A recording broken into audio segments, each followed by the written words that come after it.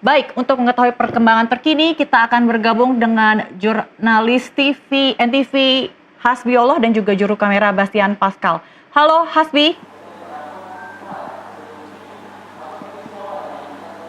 Ya Hasbi, bisa diterangkan kondisi pasca penutupan atau sidang diskors?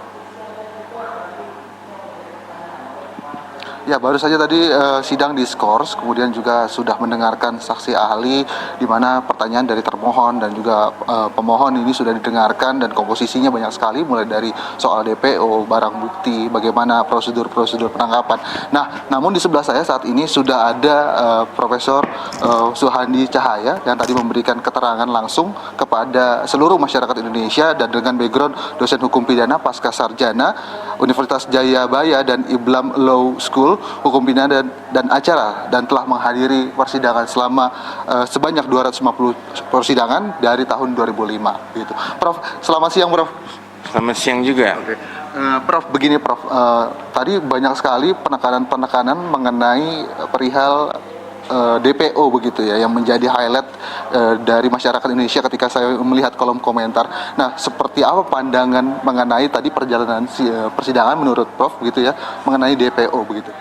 Jadi kalau tahu-tahu ada DPO, tidak ada proses hukum acara pidana, semestinya tidak betul. Jadi mestinya si A itu dipanggil dulu, karena surat panggilan itu wajib kepada tersangka atau kepada saksi.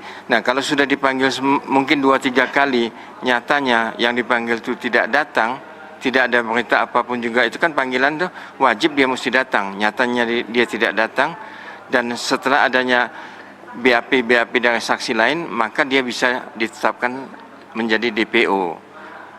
Oke, Prof, ini biar aku yang pegang. Nah, kemudian perihal tadi mengenai persona of error ya. Error of in persona, mohon maaf, dan kemudian ini diartikan salah begitu, dan kemudian harusnya salah tangkap, salah subjeknya begitu ya. Terus kemudian nanti seharusnya dalam persidangan apakah memang masuk dalam pra peradilan atau tidak begitu, Prof? Ya. Jadi kalau salah subjeknya, semestinya itu masuk dalam perkara pokok. Salah subjeknya masuk dalam perkara pokok. Tapi kalau misalnya penangkapannya yang salah, maka itu masuk dalam pra peradilan. Kemudian juga ada bukti begitu. Ini masih bias menurut saya, dan juga ketika tadi ada ahli dan juga ada saksi faktual begitu. Jadi misalkan faktual satu, kemudian saksi ahli satu, apakah memang sudah sah dan cukup begitu?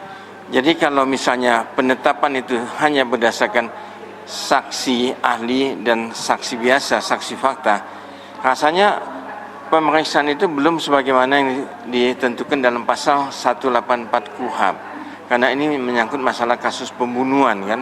Kok begitu dangkalnya saksi cuma 2 begitu, walaupun persyaratan di dalam putusan MK nomor 121 maupun sudah skep Kapolri nomor 16 tahun 2019 itu sudah cukup. Tapi karena ini menyangkut kasus pembunuhan, rasanya itu sebaiknya dipenuhi aja pasal 184 KUHP itu. Jadi semuanya bisa diperiksa gitu. Prof, saya ajak keluar dari persidangan, namun di sini menurut opini Prof sendiri. Ya, tadi juga sempat ditanyakan, cuman perkara kesimpulan semuanya di hakim gitu. Akan tapi ini di luar persidangan, dari pernyataan ataupun yang Prof lihat keseluruhan, apakah memang Peggy Setiawan atau di sini apakah memang benar Peggy Setiawan harusnya Peggy alias Peron begitu, Prof? Jadi saya tidak kenal dengan Peggy Setiawan, saya tidak pernah jumpa dia, juga dengan Peggy Peron. Jadi kalau misalnya dalam kesimpulan, saya tidak bisa mengatakan bahwa wah kasus ini mestinya Peggy Setiawan sudah betul itu salah tangkap atau salah penempatan sebagai tersangka. Yang menentukan itu nanti bukan saya, melainkan hakim. Hakim tunggal itu yang kesimpulannya dari tangan dia. Karena dia kan setiap dalam putusan itu mengatakan demi keadilan berdasarkan ketuhanan yang Maha Esa. Maka dia mesti memutuskan, dia sumpah dia kepada Tuhan. Lalu kemudian secara prosedural, tadi Prof juga bilang sering menjadi ahli di Polda Metro Jaya. Nah, secara prosedural juga menekankan bahwa bisa saja nih Polda Jabar salah dan menjadi koreksi. Nah, ini bagaimana Prof pendapat Prof? Jadi saya dalam hal ini bukan untuk menyalahkan Polda Jabar atau Polda Bandung, tapi untuk membetulkan, melakukan klarifikasi kalau ini memang salah prosedur, ya tetap salah prosedur, nanti hakim yang memutuskannya, bukan bukan saya cuma mengasihkan bahan aja bahwa ini mesti begini, ini mesti begini. Tapi yang menentukan itu siapa ya? adalah hakim, bukan saya. Tapi dari materi keseluruhan persidangan seperti apa, Prof? Apakah memang banyak kesalahan begitu? Jadi kalau materi dalam persidangan nanti hakimlah yang bunyi dalam putusannya, bukan saya. Saya sudah ngasih bahan-bahannya aja. Oke. Itu aja, Prof. Makasih banyak atas waktunya, Prof. Suhadi Cahaya. Makasih banyak. TV, ya. Siap, terima Saya kasih. suka lewat tuh, lihat itunya deket Jayabaya tuh. Iya, Pak. Betul sekali. Terima kasih, ya. Pak. Terima kasih atas Terima waktunya. kasih semuanya. Prof. Selamat makan siang. Ya, itu tadi keterangan dari ahli Prof.